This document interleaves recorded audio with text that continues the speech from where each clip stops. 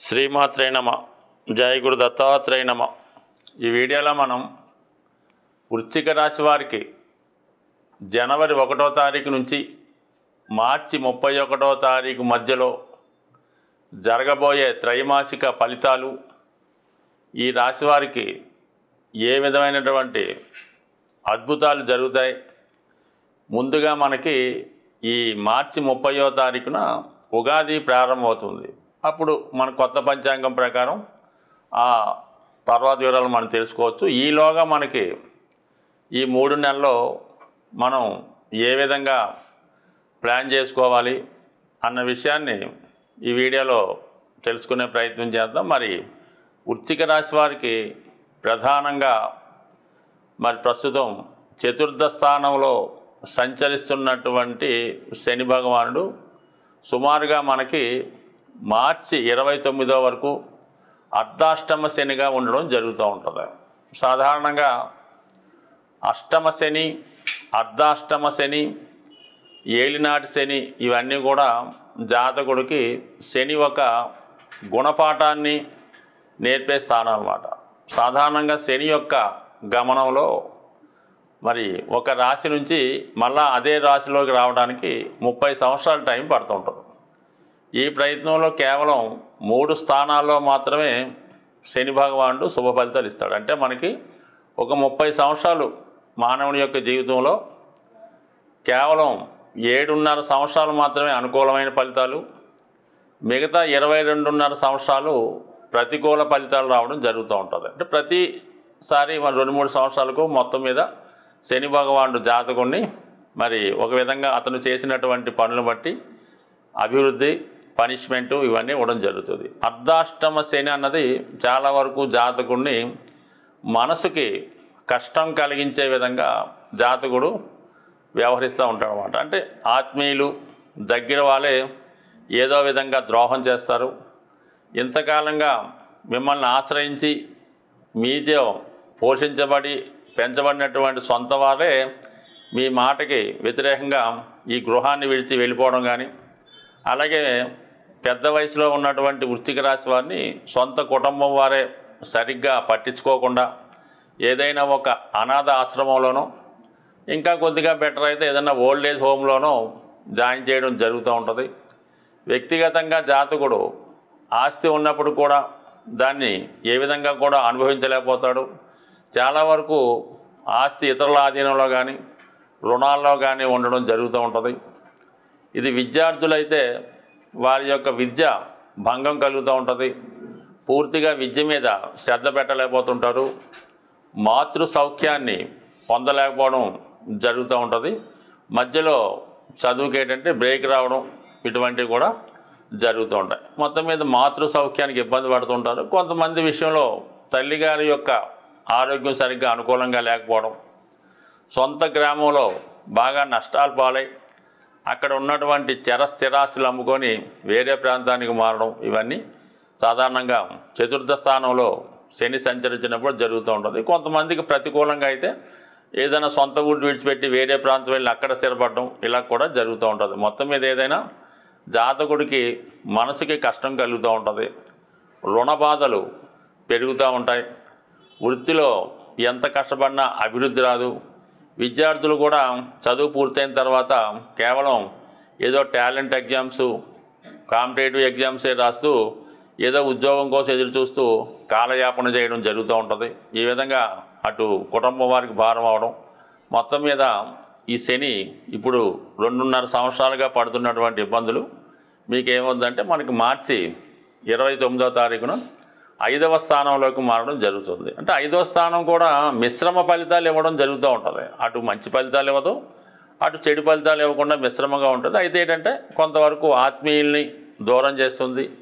ప్రేమికులు ఎవరైనా ఉంటే వారికి ప్రేమ ఫెయిల్యూర్ అవుతుంది, ప్రేమలో ఎడబాటు వస్తుంది, వివాహ ప్రయత్నాలు వాయిదా పడుతుంటాయి, జాతకుడే తొందరగా వివాహానికి అంగీకరించడం, ఇవన్నీ 5వ స్థానంలోకి వెళ్ళిన తర్వాత మనకి మార్చి 29 తర్వాత జరుగుతాయి అన్నమాట. ప్రస్తుతం ఏంటంటే మరి ఇంతకాలం ఇంతకుముందు మనం ఏమైతే చెప్పామో అవన్నీ మరి నెమ్మదిగా తిరిగి పోగొట్టుకున్నవి ఏదన్నా ఉంటే తిరిగి పొందడం జరుగుతుంది. అంటే మనకేదైనా తల్లి ప్రేమ పోగొట్టుకుని ఉన్నా, స్థిరాస్తి పోగొట్టుకున్నా తిరిగి దాన్ని సంపాదిస్తారు. ఏదన్నా హాస్టల్లో ప్రవేశించి పూర్తయినటువంటి చదువుని పూర్తి చేయడం జరుగుతూ ఉంటుంది.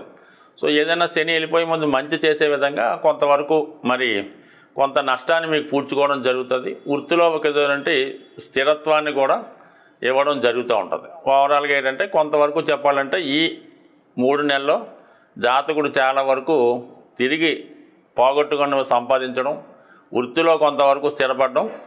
అప్పుడు ఏమవుతుందంటే కొంత వివాహానికి రెడీగా ఉండడం జరుగుతుంది. ఏదైనా ఒక ఉద్యోగం వచ్చి స్థిరపడడం వల్ల కొంతవరకు మరి ఏప్రిల్ నెల నుంచి జాతకుడు పెళ్లి ప్రయత్నాలు చేసే ప్రయత్నం చేస్తాడు. అప్పుడున్న కష్టాలు వేరుగా ఉంటాయి. ప్రస్తుతానికి మాత్రం ఏదన్నా కొద్దిగా త్వరలో జాతకుడు వృత్తిరీత్యా స్థిరపడడం, ఒక పోగొట్టుకున్న ఆస్తిని తిరిగి సంపాదించే విధంగా కొంత సహాయపడడం జరుగుతూ ఉంటుంది. ఇక గురుగ్రహం ప్రస్తుతం గురువు సప్తమ స్థానంలో సంచరిస్తూ ఫిబ్రవరి 4వ తారీఖు వరకు కూడా వక్ర గమనంలో ఉండడం జరుగుతుంది. ఈ వక్ర గమనంలో ఉండడం వల్ల ఏంటంటే పెళ్లి విషయంలో కానీ ప్రేమించుకున్న వాళ్ళు పెళ్లి చేసుకుందాం అనుకుంటే ఎవరో ఒకరు తర్వాత కొన్నాళ్ళు టైం తీసుకోవడం, 2-3 నెలలు టైం అడగడం, అలాగే కుదిరిన పెళ్లి సంబంధం కూడా సరిగ్గా అవతల పార్టీ వారు సరిగ్గా మనకి సమాధానం చెప్పకపోవడం ఈ విధంగా జరుగుతుంటుంది. అలాగే ఏదైనా మీరు ధన ప్రయత్నం చేస్తూ ఉంటే మరి ఆ ధన ప్రయత్నం వచ్చినట్టే ఉంటుంది, చివరి నిమిషంలో వాయిదా పడడం జరుగుతుంటుంది. అంటే ఏది కూడా అటు ఆర్థిక సంబంధించిన విషయాలు, పెళ్లికి సంబంధించిన విషయాలు, అలాగే సంతానానికి సంబంధించినవి కూడా చాలా వరకు ఎలా ఉంటుందంటే ఏదో ప్రెగ్నెన్సీ కోసం ఎదురు చూస్తూ ఉంటారు, ఇలా కన్సీవ్ అవ్వడం జరుగుతూ ఉంటుంది, మళ్ళీ వెంబటనే మిస్కేరేజ్ అవ్వడం కూడా జరుగుతూ ఉంటుంది. అంటే ఇప్పుడు ఈ విధంగా అన్సర్టన్గా ప్రతిదీ కూడా గురువు వక్ర గమనంలో ఉండడం వల్ల జరుగుతూ ఉంటుంది. కొంతవరకు గత జన్మ ఫలితాన్ని ఈ జన్మలో అనుభవించవలసి ఉంటుంది. మరి ప్రస్తుతం ఏంటంటే ఈ ఫిబ్రవరి 4వ తారీఖు నుంచి గురువు రుజుమార్గంలోకి రావడం వల్ల కంపల్సరీగా జాతకుడి యొక్క ప్రయత్నాలు అటు సంతాన సంబంధించిన విషయాల్లోనూ, పెళ్లికి సంబంధించిన విషయాల్లోనూ, ఆర్థిక సంబంధించిన విషయాల్లో కూడా చాలా అనుకూలత ఉంటుంది. అంటే సప్తమం వెరీ కీలకమైనది మాట. సప్తమ స్థానం అటు చతుర్థానికి చతుర్థం అవుతుండడం వల్ల అది స్థిరాస్తి విషయాలు, గృహ విషయాలు, విద్యా విషయాలు పనిచేస్తాయి.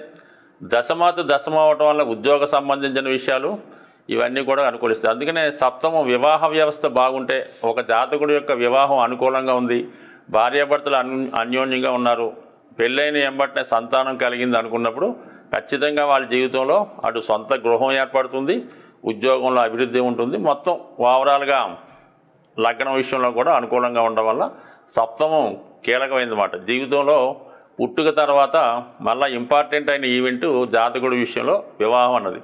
అందుకని వివాహం తర్వాత చాలా జీవితాలు అదృష్టంగాను దురదృష్టంగాను మారడం జరుగుతూ ఉంటుంది. కాబట్టి చాలా వరకు వివాహం విషయంలో మాత్రం చాలా ఇంపార్టెంట్గా జాతకాలు కలిసే విధంగా పెళ్లి చేసుకుంటే చాలా ఉత్తమోత్తమంగా ఉంటుంది. ఏమాత్రం వివాహ విషయంలో తొందరపడినా, పొరపాటు జరిగినా చాలా వరకు ఆ వివాహ విషయంలో ఇబ్బంది పడి తర్వాత జాతకుడు అటు స్థిరాస్తి విషయంలో సెటిల్ అవ్వలేకపోతుంటాడు, అటు ఉద్యోగ విషయంలో కూడా సెటిల్ అవ్వలేకపోతుంటాడు, అటు ఉద్యోగాలు పోగొట్టుకోవడం కూడా చాలా సందర్భాల్లో ఈ వివాహం ఫెయిల్ అయిన తర్వాత మనకు కనబడుతూ ఉంటుంది.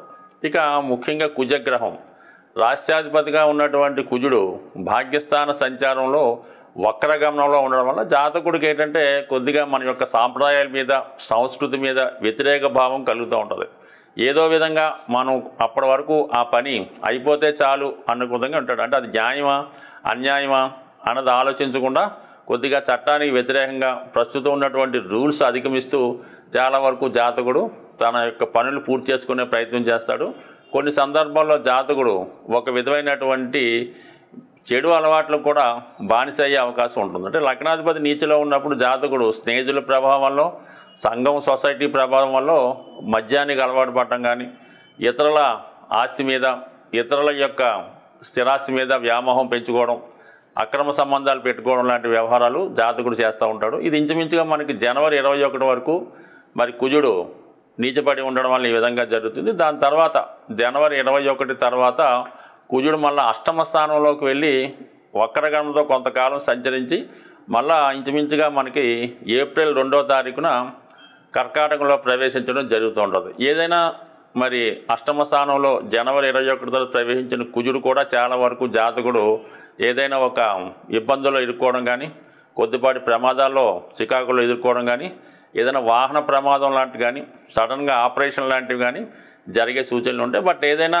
లగ్నాధిపతిగా మిమ్మల్ని సేవ్ చేయడం జరుగుతూ ఉంటుంది. దీర్ఘకాలిక అనారోగ్యం లాంటిది ఏదైనా ఉంటే సర్జరీ లాంటిది జరగడం, దాని నుంచి కోలుకోవడం జరుగుతుంటుంది. కాబట్టి ముందు టెన్షన్ పడినా తర్వాత ఇబ్బంది పడక్కర్లేదు. బట్ ఏదైనా ఈ రాశివారు శనిగ్రహ అనుగ్రహం కోసం నిరంతరం శివుని ఆరాధన, విష్ణు సహస్రనామ పారాయణ, ప్రతీ నెల ఒకసారి శివునికి రుద్రాభిషేకం చేసుకోవడం వల్ల, ప్రతి సోమవారం శివాలయ దర్శనం వల్ల జాతకుడు ఎటువంటి ఇబ్బందుల నుంచైనా బయటపడే అవకాశం ఉంటుంది.